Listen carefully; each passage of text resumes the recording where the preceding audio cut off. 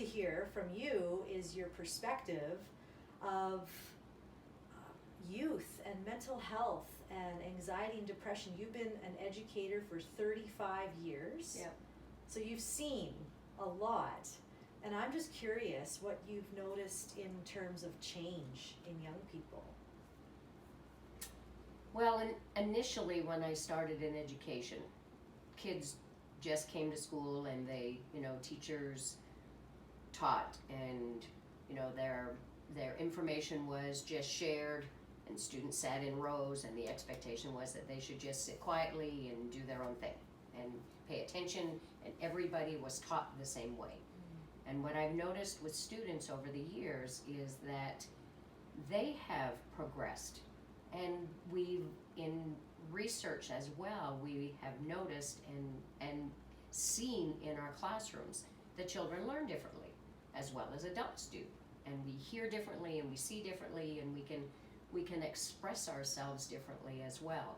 And so that's the change that's been the most enormous, and it's for the better. Because the way that we were taught when teachers stood and delivered, and children sat and just received, we're now in a different place with that. We have the internet, we have access to information, so we can no longer just be disseminators of information. What we need to have, and what we're encouraging as we work with teachers and students in schools, is creating relationship. Because relationship needs to be there first before students can learn. And that's the piece that's been the most incredible and very positive. And I think, teachers are more engaged with students, and the students are more engaged in their classrooms, because now there's less of that fear of asking questions, less of that, holding back, oh my God, I don't know, and so what am I going to do about it, is in their head. And so now with teachers being able to, facilitate in the classroom as opposed to just stand and deliver, then that interaction gives students an opportunity to be more creative, to do more things in class, to experiment more, and to demonstrate their skills and abilities in a different kind of way other than just sitting at their desk and writing things down. So with hands-on activities, with opportunities to be able to have career foundational studies and trying out new things. And it's a step out of teachers' comfort zones as well, because they have to do things differently too. Their research, their planning, their getting involved with their students' classes and with their students' background gives them an opportunity to create a different kind of program. Certainly using the program of studies, there's no doubt about that. That is our, that is our place of planning. But what it provides is an opportunity to say, okay, how can I really enhance this classroom? How can I get the best out of students and the best out of the teacher? Wow, that's really, yeah. We often hear more of the negative, what the internet has done, and our new well, society. That's a whole other piece. But I love the fact that you've brought up what the positive is, and that it's we have to engage now. Mm-hmm. And I love that about young people. I love the fact that you can't just, talk to them, and they're not just going to listen unless you've earned it, in the respect and the trust in their hearts. That's huge. Do you find teachers have, especially teachers who've been around for a long time, is that a hard adjustment for them? Is it easy? It's interesting that you ask about experienced teachers. Sometimes it's more difficult with younger teachers. Wow. Because depending on where they've come from in their educational background too, and some universities do it better than others. So with some of them, they have the millennial experience of the Facebook or the social media pieces, where they can engage with students from that perspective. So there's opportunities for them to be able to do things like Kahoot, so that the kids are engaged, or an online Jeopardy game or something like that. However, the skillful and mature teachers who are willing to really step out of their comfort zone, it's not so difficult for them. It's something I think they've been waiting to do. Wow. Now, and You know, and some of them, I'm sure you've experienced that with some of your teachers too. I'm sure you have a handful of teachers that you remember in your life that were really awesome for you and that really cared and that really wanted to do good things in order to help you be successful. Those teachers are among us, and it's great to continue to see them thrive. In the school that I'm in, I have quite a number of teachers who have been teaching for a fairly lengthy period of time, and they're the ones that eat up kids. They just love that engagement with them. And what about like with the challenge with anxiety on the rise? I've noticed over the last 20 years. 20 years ago, teaching in schools, I mean, it was there, but we can't deny that it's everywhere now. And what are you noticing? Excuse me. I've noticed the pendulum swing has been enormous. So over here, the pendulum swing 20, 25, even 30 years ago was, you know, children should be seen and not heard. They should sit quietly in their classroom. They have to respect the teacher. If there was a call from the school to home, the kid was in trouble right away. There was no questions asked. Absolutely. Now, I remember that.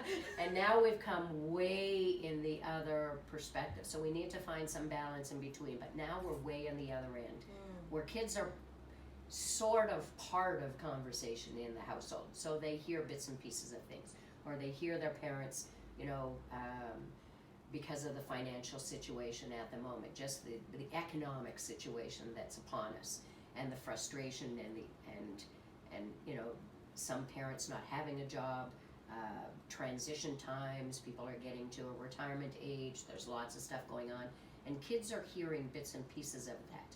And so then when it comes to going to a field trip, as an example, well, I might not be able to go on the field trip because my parents haven't been able to pay the school fees or whatever.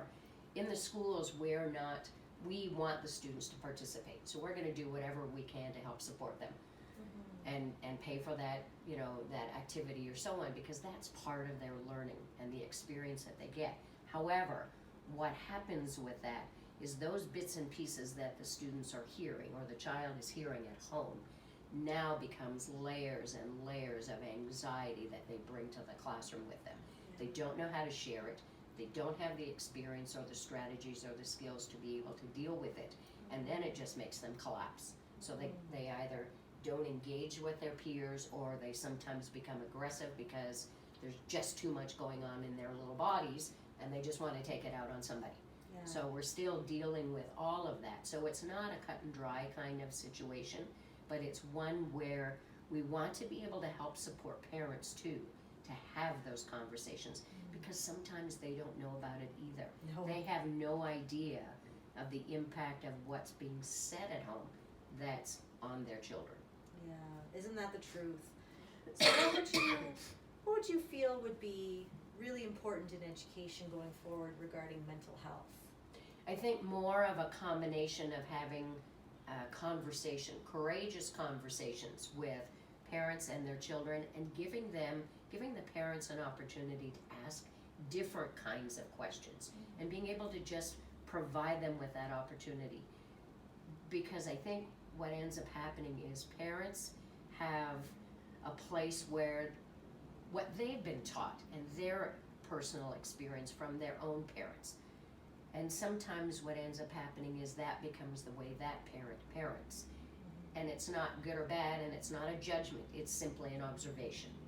And if they're given more skills and more opportunities to try new things on, to have different kinds of conversations, then that gives them an opportunity to open that door to that connection with their kids. So I'll give you an example. You ask me as the kid, so how was your day? And I say, fine. So what'd you do today? Nothing. What do you mean nothing, right? So your anxiety and your frustration goes up instantly. I'm over here as the kid, my hoodie goes up, my earbuds go back in, I turn on my phone, I walk away.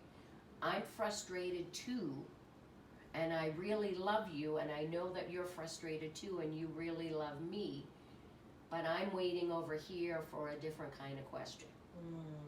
What kind of And question? you're waiting over there for a different kind of response. Yes. But if we keep asking the same thing, we're going to keep getting the same answer. A little bit like when Einstein says, about insanity. If you keep asking or saying the same thing or doing the same thing, you're going to get the same result. Yes. So what we need to be able to do is provide both sides an opportunity to ask and to listen differently.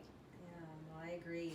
I think that one of the reasons why teachers may be finding this mental health struggle in youth hard is because they're not meant to carry that, because they have how many kids? 30 kids, sometimes 40 now. Yeah.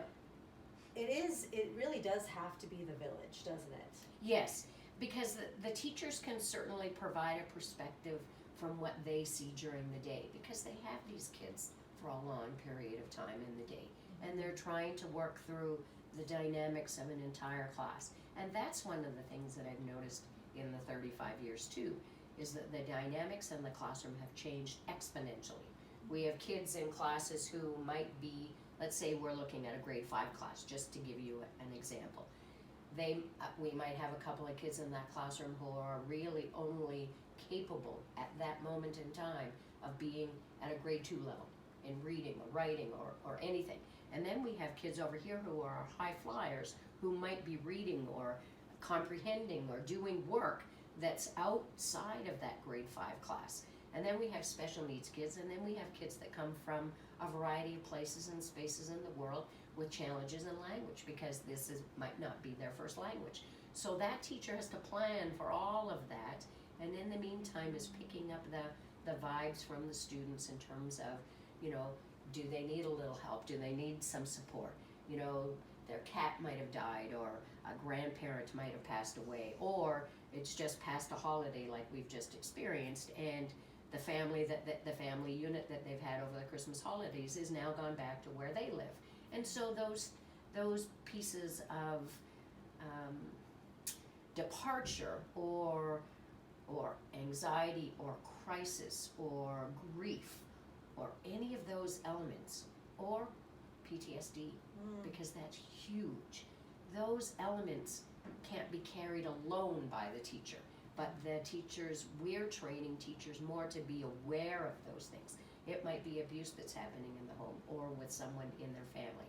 It might be, they don't have enough resiliency because nobody's taught it to them, right? And so the expectation is because they're in grade 5 and they're a certain age, they should act a certain way. But if nobody's helped them along with those skills, then that's going to be something that's going to be high anxiety for them too. They might not know or understand social skills. And so when they go outside, they're standing alone and nobody's playing with them. Or they're playing and they want the game to go their way because that's how they think it should be. And then they've got this other group of kids that don't want to play with them anymore because, it's been a challenge for their interaction of social skills. So teachers do that. They come in from recess or they come in from lunch. Teacher takes a little bit of time with the whole class to help explain things, to help them get back on track so that then they can cover the curriculum. But that's the relationship piece. Yeah. We need to be able to share that relationship piece with the parents too, to let them understand the stuff that we're doing in school. And sometimes that's hard, that connection. First of all, the connection with their own children is very difficult because when they come home from work, they're busy or whatever's going on in their life, they're getting their kids to their next activity. So they're scheduling them and they've got them here and they've got them there. And there's that missing piece about the conversation. And sometimes those need to be courageous conversations. Parents need to be stepping out of their comfort zone and saying, and inquiring, asking, being curious about what's going on in their kids' lives, and not just saying, so hi, how was your day? Yes. Oh, you bring up such great points. It really is about connection, everybody doing their part. And that's actually the theme of the conference this year.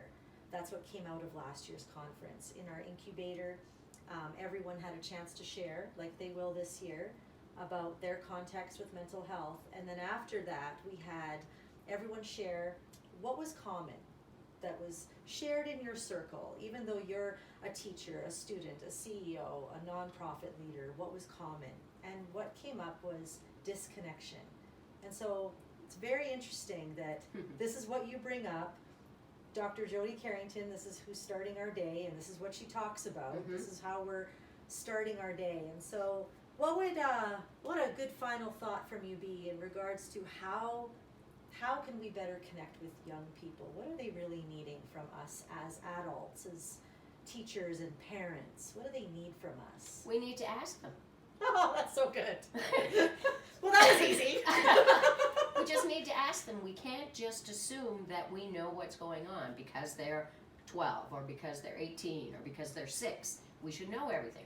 We need to ask them because they're part of the connect. That's what makes the connection possible, is being able to say, okay, so how can I help you? What can we do to work together?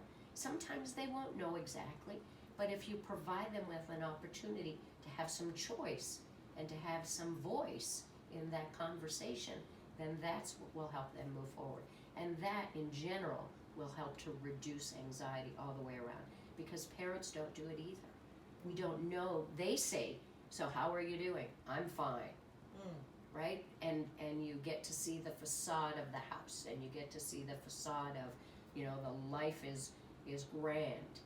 But we need to be asking those questions. So how can I help you? And being vulnerable enough, as I've learned through listening to lots of work from Brene Brown, being able to be vulnerable and giving yourself permission to be okay with that, to let part of that out so that you can have that connection. I love that. Elizabeth, you are a wealth of knowledge. Our education system is in good hands while you're still here. Thank you. And I can't wait to see you at the conference. Elizabeth will be there. She'll be sharing. And but this is just a chance to really dive in a little deeper into what you are passionate about. And so stay tuned, because more's coming. Thank you.